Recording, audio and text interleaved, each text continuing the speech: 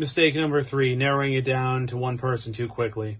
I admit I'm really guilty of this, and that sort of relates to my first answer about how don't have such high expectations right away. Just see it as, okay, this is a date. If it goes well, great. If not, okay, move on. It took me a while to realize this because I tended to get attached way too quickly, and then I realized that a lot of this, I think, was just my own insecurity, and that the reason I was doing that was I was looking for fulfillment in a relationship when I really needed to develop myself and become a better person.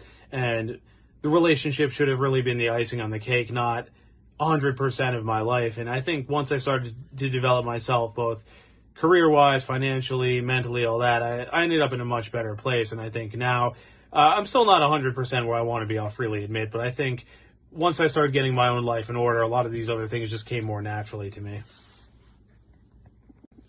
Mistake number 4, having sex too soon. I have a lot to say about this personally. For those who don't know, this recent generation of women has one of the highest, it's one of the most sexually active generations of women in terms of most sexual partners, but at the same time, half of women over 30 are single and childless. So if these women are using sex to try and lock down a guy, well, it hasn't worked and it doesn't work. For anyone who thinks it does, you don't understand men. I mean, speaking as a guy, a man will sleep with a hole in the wall. Just because a man has sex with you doesn't mean he wants anything serious or long term. And if you give it up too easily, well, a lot of men, one, they don't truly respect you, and they think, okay, this woman is recreational. She's not a serious long-term partner.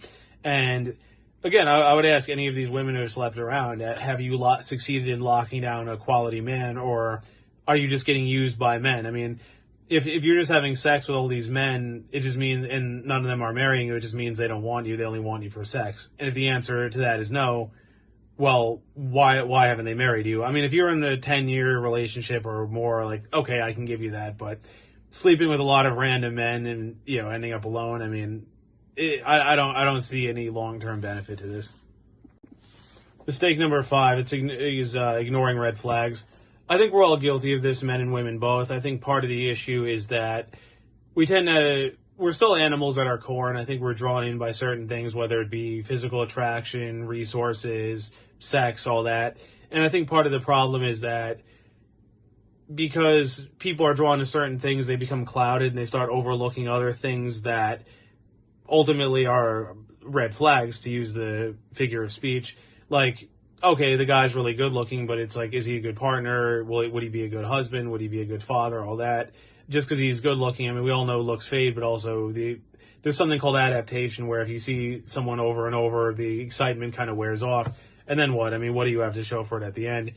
And I think it's important to have a person vetted by outside people, but like people who can be objective. Like, for example, if you're a woman, it's good to have a father or brother, that type of person, vet a guy for you, because they can be a little more objective and they're looking out for you. Have a family member, someone who's not trying to get with you, because I think a common mistake is certain women will ask guy friends, what do you think of this guy? But that guy wants to sleep with them, so he just tells them things they want to hear. You got to ask someone who's more objective and looks out for your own interests. Like, if you have a good relationship with your father, ask him what he thinks of a guy, because if there are red flags, he will tell you.